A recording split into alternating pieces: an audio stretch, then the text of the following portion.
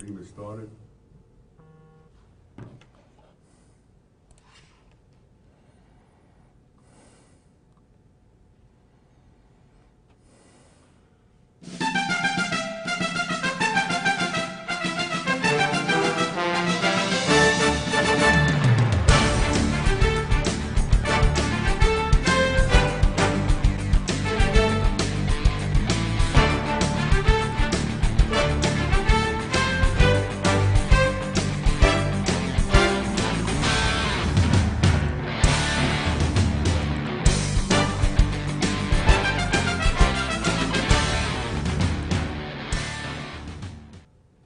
Good day and welcome to Common Sense with Tom Schmitz.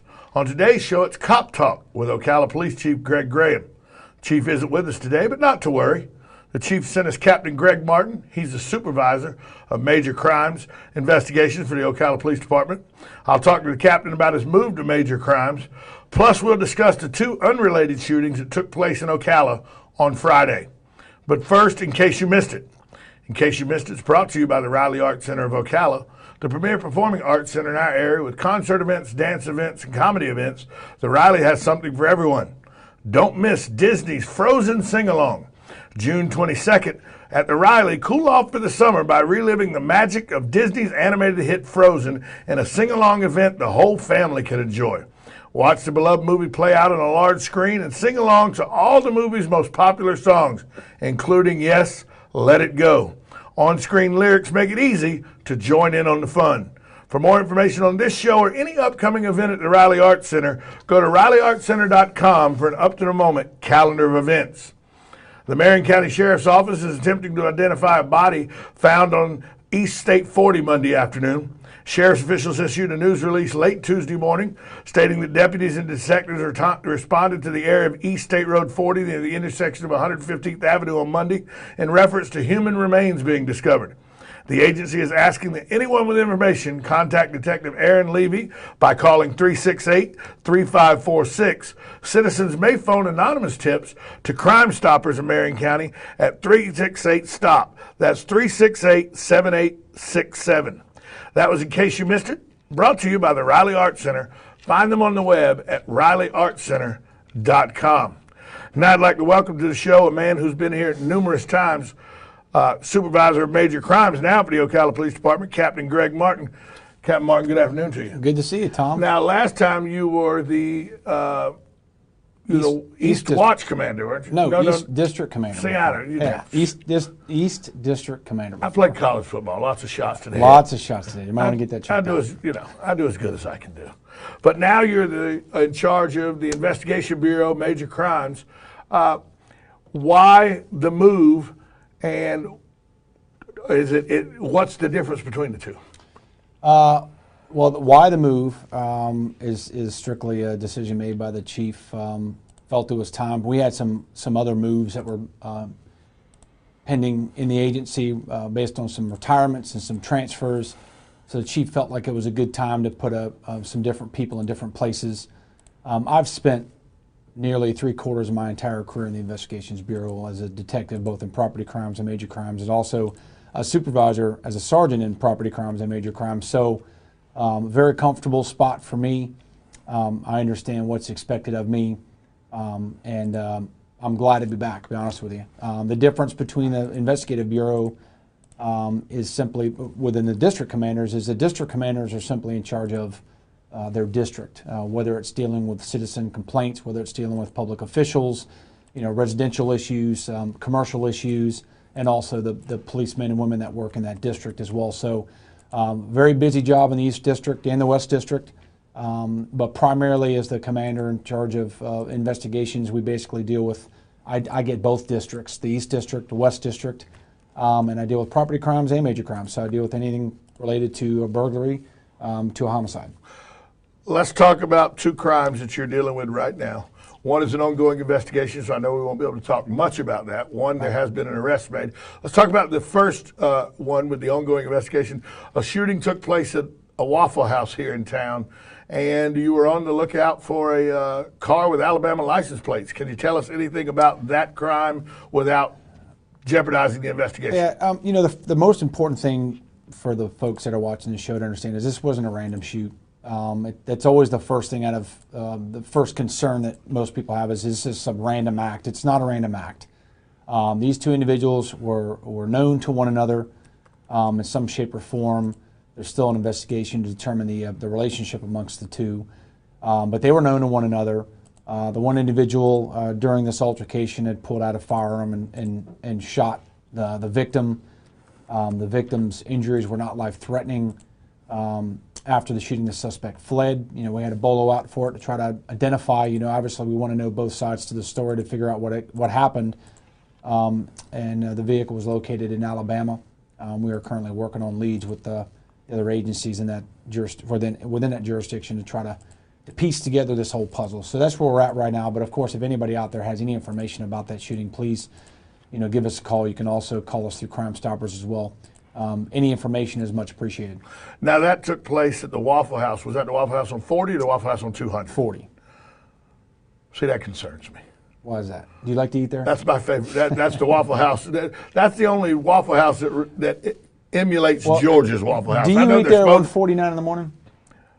Yeah, 1:49 in the morning. Okay, then I think you should be okay. No, I'm usually there about 7:30, 8 o'clock in the morning. You're okay then. I don't think you're going to have any problems there at 7:40 in the morning. You wouldn't have to ask that if you were in Georgia. Which Waffle House, because you just say what exit was the Waffle House on. Right. East side, north side, south side exit, because Waffle Houses in Georgia are like CVS's and Walgreens. Yep. There's one on every corner, Yep. and another one just across the street on the other corner. They have them on the eastbound, westbound exits, and the north and southbound exits on almost every interstate in Georgia. Yep. So, Waffle House. so that's still an ongoing investigation, though. But like you said numerous times on the show, y'all pretty much know all the participants. You're trying to get the stories, but what you can prove in a court of law and what you actually know all the time are two very different things. Yeah, that's you could rewrite that in every single scenario. The problem is, it's difficult enough as it is to try to piece this thing together because you want to put it in its truest form, so that way you can evaluate the situation and make the appropriate charges. But it doesn't. It very, very seldom does it ever happen that way. So witnesses are very important. Physical evidence is very important. So we're going to sift through it all and try to put it together to make what makes sense and decide. Once we can identify the suspect 100%, then we'll push forward the case and go from there. So let's talk about the second shooting that took place about 3 hours later. Correct. 2 people were injured in this, a man and a woman. Correct. But a suspect has been arrested in that shooting. Give us an update on where we are, how that transpired, and where we are in that investigation. Yeah, this is a pretty interesting case. The person we arrested, Mr. Keith Crabtree, some viewers may or may not know, but about 6 or 7 years back, we had a homicide in the city, a Douglas Tripp murder. And during that murder, Keith Crabtree was also associated with his brother, Braden Crabtree, who's been sentenced to life. So Mr. Crabtree went away for, I believe, 1 or 2 charges.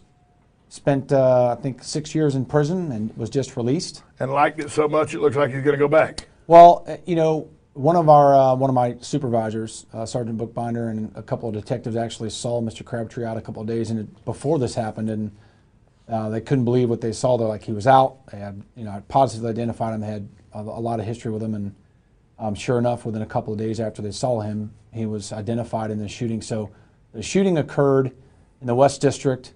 Was not an area where Mr. Crabtree lived.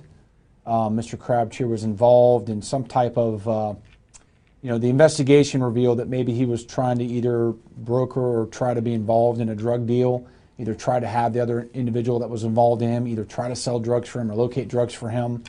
Either way, shape, or form, it didn't go. So a black market entrepreneurial guy. That's what he's trying to do. Either way, all the investigative work we have put into this shows that just the bottom line is it didn't work out for Mr. Crabtree, and for whatever reason, he decided to pull a firearm out. Well, he's a knucklehead. That's one of the reasons. And he shot the firearm a few times. One time striking Mr. Crabtree in the rear end, and the other one striking his acquaintance. Don't know if he was in a relationship with the female, but struck her in the neck. And surprisingly, God must have been on her side. It didn't hit anything significant. She's going to be okay. She'll have a gruesome story to tell, but going to be okay. So, the case was put together. The detectives did a phenomenal job that night, piecing it together, locating Mr. Crabtree, bringing him in. The next morning, we decided we were going to do a canvass because there was a lot of pertinent information that came through the investigation, through speaking to the victim, that we wanted to go out and try to collect. And we were able to find some very key items that Mr. Crabtree had on him that he had discarded prior to contact with police. So we're hoping, we still have a long way to go with that, but we're hoping that we can piece together the items that were located that Mr. Crabtree left behind to put this together so that the state can do their thing. Now, a lot of people, the average person watching this goes, when you go out and you're searching for something, it's like a needle in a haystack, yet it seems that police officers time and time again find that needle in the haystack. Yeah. What kind of effort goes into those kind of searches? Well, sometimes a tremendous effort. On this particular morning, I had contacted Public Works. I was going to pull manhole covers off. I was contacting the fire department to go on top of a semi-truck. You have to put yourself in the shoes of the person you're looking after to find out, okay, if I had a backpack on me and I knew that the police were on their way, what would I do with it? Would I just discard it in such a random way that I have no desire to come back and get it, or am I going to place it somewhere where I know that I'm going to come back and get it? So depends on what's in the backpack. Depends on what's in the backpack. So in this situation, it's very critical we found the backpack because of so many different reasons. One, the shooting. Two, the potential of the drug sales.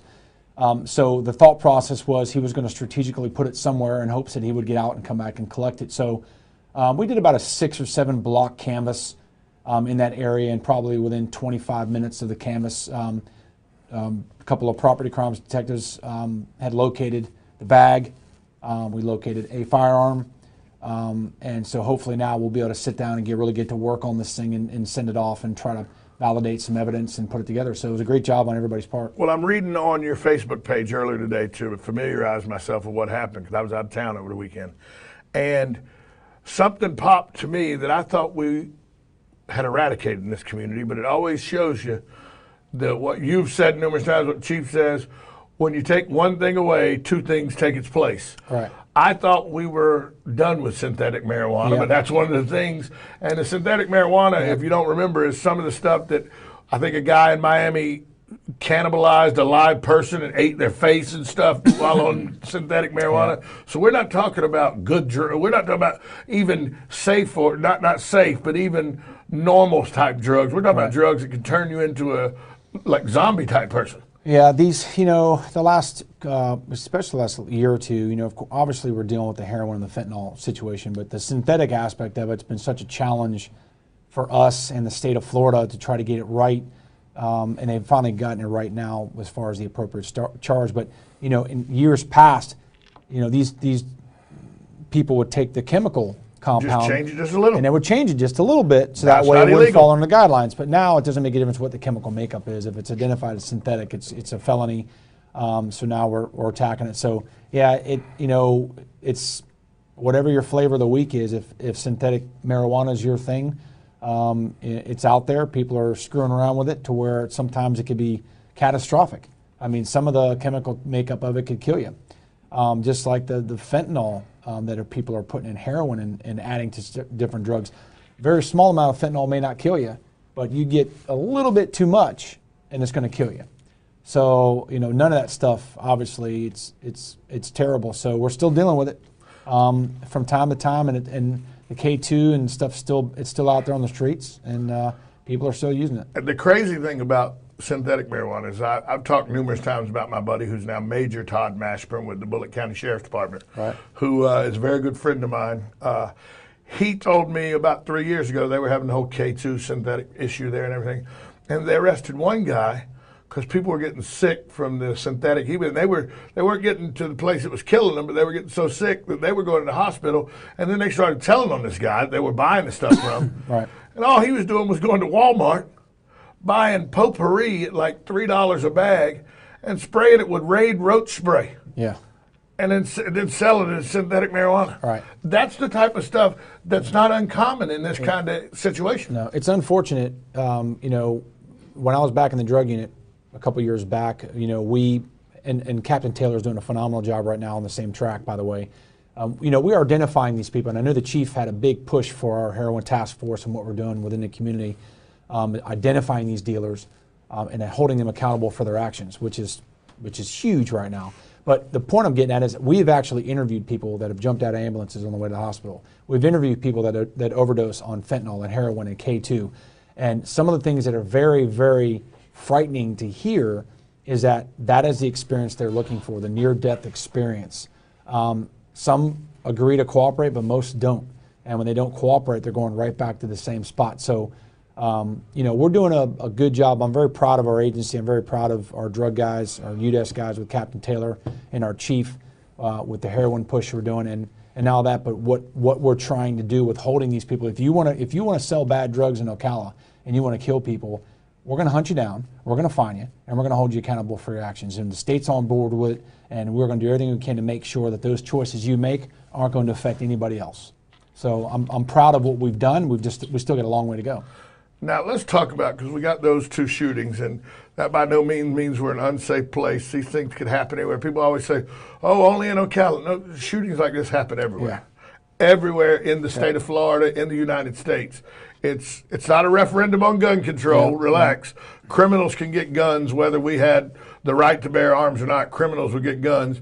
Case in point, there are criminals that shoot people all the time in England, and guns are illegal there to the general masses. So don't start with that, people sending me bad emails about gun control. I don't want to hear it. But with that being said, there are other major crimes you are dealing with right now. Besides the attempted murder charges, what are some of the other things that you see on a daily basis that are classified major crimes that people would think maybe really that's a major crime, but it is? Yeah, well, typically major crimes consist of persons crimes against persons. So you're talking about robberies, whether it's armed, you're talking about attempted murders, you're talking about aggravated assaults with deadly weapons, people pulling firearms and pointing at them. Aggravated batteries, where if somebody uses a bat or some type of weapon that can cause a significant scar or a fracture to a bone. Unfortunately, we've been dealing with an extremely high volume of cases against kids, sexual batteries, sex crimes against women, rape cases. So, and then some more sophisticated fraud type cases. So, if we have a really significant fraud case that deals with millions of dollars, or it's really a tremendous paper trail, then we do deal with some of those crimes as well. So we have a wide variety. Typically, the districts, the property crimes, deal with commercial burglaries, auto burglaries, burglaries to a home. It's just crimes against businesses and structures primarily. So that's how you kind of separate them out. So we deal with a lot, and we've had a tremendous increase over the last couple of years of referrals.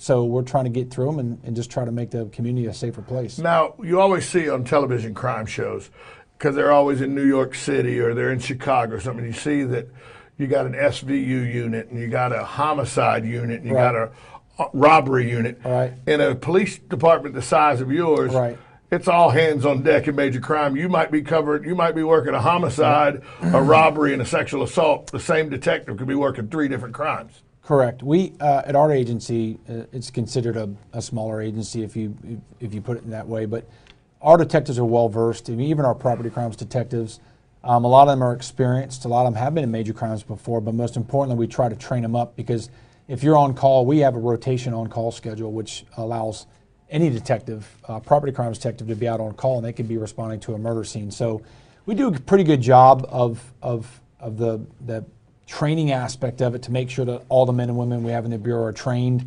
They're well versed in their job.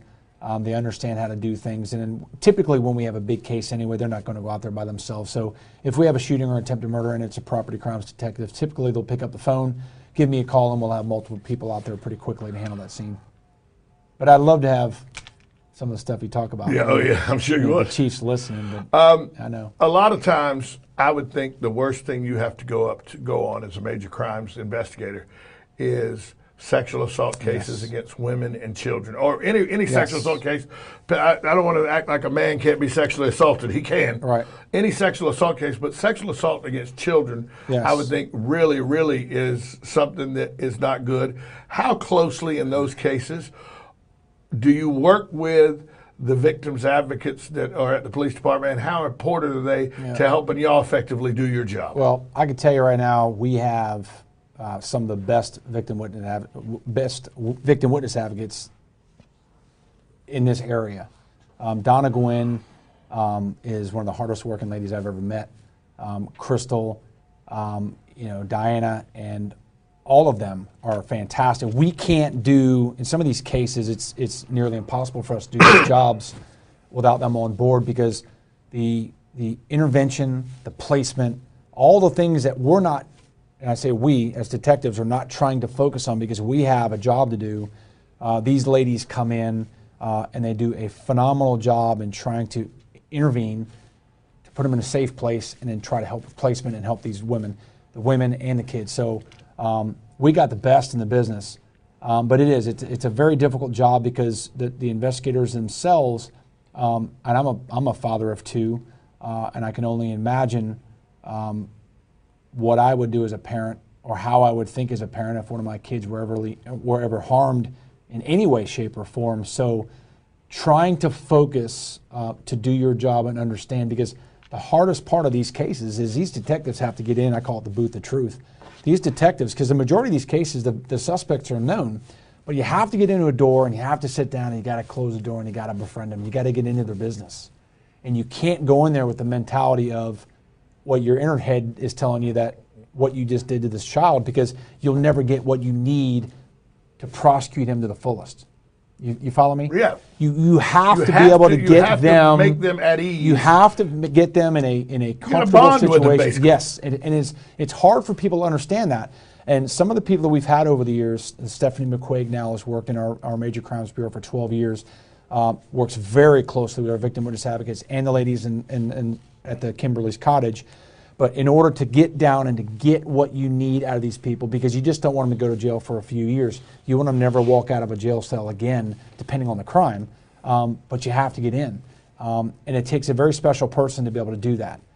So our hats off to our investigators that can do that. It's a very difficult challenge. But our victim witness advocates are top notch, the best of the best. Those ladies are phenomenal. Now, when you go into another group that you probably work with on a regular basis, when you go as a major crimes investigator to a crime scene, as a patrol officer, the men and women that originally got the call on the radio to go to this crime scene, and they are the first people on the scene, how important is the interaction that they do and the information they gather to give you when you get to the crime scene? It's critical. And I say this twofold. One, if you're a victim of a crime, or let's just better yet, maybe you're a potential suspect. If one of our officers comes on the scene, he absolutely, beyond control or beyond correcting, irritates you to no end. What has he just done to you that causes me to not be able to do my job? Well, he's alienated me. Well, he's irritated you. Right. I'm not so, good at it. So our men and women, it's incredible. One, most importantly, to secure the scene. Two, to be able to identify pretty quickly, do we have a suspect on scene? Do we even have a crime? Where's our victim at? Is our victim being treated? Where's the crime scene? But most importantly, controlling the scene until we get there, but most importantly, not tearing up a relationship that we could potentially have with a suspect in a case. So being very kind and very courteous and very caring to the victims of whatever case it is, making sure they get the attention they need to make sure we get all the information we need, but most importantly, controlling the scene. So they're tone setters. They really are. They're not only doing a preliminary investigation to gather facts, but they're tone setters. They get there and they set the tone, and so when we show up, hopefully it's turnkey. Hopefully they can just pass on the information to us, and then we can pick up where they left off. Is major crimes a high burnout area with this department, or is it one that people come in and they choose when to leave, but it's not a burnout situation? It's just I'm choosing to go to a different department? Because I know the mentality of this department is to be well versed in every area of this department. I know people that have been in patrol, they've been in traffic, they've been in investigations, they've been sergeant supervisors back into investigations, they've been school resource officers. So is it the mentality just to get good at a lot of different things, or is the burnout rate there and that changes over? That's a challenging question, and I'll say this. When I got hired, I was told by Captain Greg Miller, Iggy Miller, a good friend of mine, mentored me, father figured me, told me, You do what you want to do while you're enjoying it. And when you no longer enjoy it, try to do something different. So now you can flip the script to job specific. There are certain jobs in the department. There are guys that want to be motormen. That would just do nothing but write tickets their whole life. There are guys that like to be on patrol. There are guys that want to be in schools. The chief sometimes, depending on need of the agency, the chief, obviously we all work at the discretion of the chief, so if the chief decides he wants to move you, he'll move you. But major crimes, yes, it's pros and cons to this. There could be a burnout situation for you, and it's up to our supervisors to be able to identify that, not the detectives really. Depending on caseload, depending on what types of cases you're working, depending on the frequency of the cases, and depending on how long you've been there. We've had guys upstairs that have worked 15, 16 years, primarily as fraud guys, organized fraud guys, or maybe working robberies, and have been fine with it. And maybe it's like, I don't know that they're built for that, but they're fine with it. And then we've had some people that that need a change. And I'll tell you one quick story on this, and I'll give you a great example. I was a sergeant in major crimes. Over an 18-month period, we had 5 or 6 homicides. One of them we're right in the middle of. It just so happened to be between the Centraca murder, if you remember Centraca murder. We then had the Shavonna Hampton and Marshall Pardee murder. Very big murder case. A lot going on. Right. And my supervisor at the time was Mike Balkin. He calls me. Deputy Chief Mike Balkin. Deputy Chief Mike Balkin, who I respect tremendously. I've worked for him or with him for the majority of my career. He calls me, and I don't know if he's watching this because he'll have a smirk on his face, but he calls me while I'm at the beach, and I don't answer the phone for everybody. And he says, "Hey, I'm thinking of a change. I'm thinking you've been in major crimes for a couple of years. You need to get out." And it wasn't even quite 2 years. And I said to him, "Can I at least finish this murder case out?" And he goes, "Yep, it's a good idea. We're going to do some changes another month or so." Right? I get back from vacation, and there's another sergeant sitting at my desk, and he'd already made the transfer and said I'd been there too long and he felt I needed a break. Didn't talk to him for a couple of days. Was extremely frustrated. But after about 48 hours, I called him up and told him he did me a favor. Because when you're a supervisor supervising that unit, you get involved. There's a tremendous amount of responsibility. It's not like an investigator where you have one case. I'm managing all the cases. Right. Right? I'm managing all of them. So he did me a favor. He's a phenomenal supervisor, a good friend. He identified I needed a break, gave me that break, and then it ended up working out to the good for me. And we're in the same situation now. We've got some guys that potentially need some breaks here soon. So hopefully, next month or so we'll make some changes to get everybody on a good track and a good healthy path so they don't get burnt out. And that way supervisors will see the big picture when investigators may be pigeonholed in on the aspect they're working on. Absolutely. Supervisor sees the big picture and says, time for you to come up for some air. Absolutely. And they may not like it at first. They may not like it ever. But, it's all about effectiveness and efficiency. But most importantly, it's all about the people. If you don't invest in the people and you don't see that it's digging into them, ripping their soul out, or maybe they're getting too involved in some cases, then you're not doing your job. So we have to identify that and move them as quickly as we can, so that way they can be on a good path. Now, I know there's something that you may not be well versed on, but I know there's an event happening. It's either tonight or tomorrow, today or tomorrow, where some church leaders are being brought in to do some training and they've been invited to do some stuff for the active shooter situations we're having to deal with on a regular basis. Yeah. How important is that interaction, without going into specifics of what's going on, how important is that interaction with the community and the church leaders of this community and the police department in a proactive stance to make sure Greg Graham always said, Chief always said, prepare for the worst. Correct. And hope for the best. Correct. And that's what this seems like you're doing. Even though you never want an active shooter, it looks like by bringing these pastors in, you're preparing for the worst and hoping for the best. Yeah, actually, I haven't heard about it lately, but when I was East District Commander, we reached out to all the pastors, try to put this together. It's going to happen either tomorrow, it's today or tomorrow. I forget exactly what day. It is absolutely important to not only, you're talking about significant leaders within our community in the church, and especially after some of our recent church shootings. I think it was a phenomenal idea. There's been a tremendous amount of response from it. But education's everything. Just like the Forest High School incident, you think about, I was one of the first few people on scene at the Forest High School incident. You train. You may never use the training you get, but when the time comes, it comes in handy, right? So we're trying to educate the pastors of understanding some of the things that they don't typically think about. Like when you walk into a building or you go to dinner, I'm scanning exits, entrances. You know, people have watches on their left hand. I know they're right-handed. Where's the bathroom at? My back's never facing the door, right? So we're trying to educate them on a few things to understand what they can do. We're trying to give them tools for the toolbox so that way they can be better prepared. You may never, ever be prepared for that incident, ever. But you can certainly start getting your mindset moving in the right direction. Say, okay, look, what can I do to harden my church, to make my church not take away the friendly atmosphere of it, but to try to think of the mindset of what would happen if somebody walked through my front doors. What would I do? Where would I go? And how can I protect the people within the church? So this is a great idea. And not only that, but it gets everybody in the room together. We've established the churches within the city. We've got contact information. We've got addresses, email addresses, phone numbers.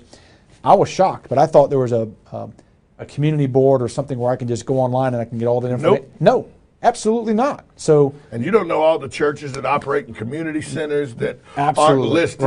right. There's a lot of churches in our community Yep. that rent a hall, or they every Sunday that you don't even know. Right. 30, 40 people, you don't even know that church exists. Right. So I think this is a great thing. We're gonna do the best we can as an agency to just try to educate them and give them some tips. Talk about some of the things and answer any questions they possibly have. So hopefully they can take that information and use it for what it's worth, and maybe do a better job with them at the churches and help them out a little bit. Well, I'll be honest with you. You clean up pretty good in a shirt and tie from the police uniform. I'll be honest with you. I wore my blue tie today, so it's a good tie. Captain Greg Martin, thanks for joining us. It's always a pleasure. I'm sure I'll be back soon. I'm sure the chief will send you back soon. And now to this day in history.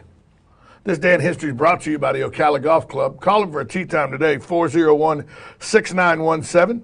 It's the Ocala Golf Club. They're located at 3130 East Silver Springs Boulevard. Jason Linhart and his great group of employees do a wonderful job supplying you with country club style golf. So if you want country club style golf at municipal prices, the Ocala Golf Club is the place for you. On this day in history, June 12th, this happened.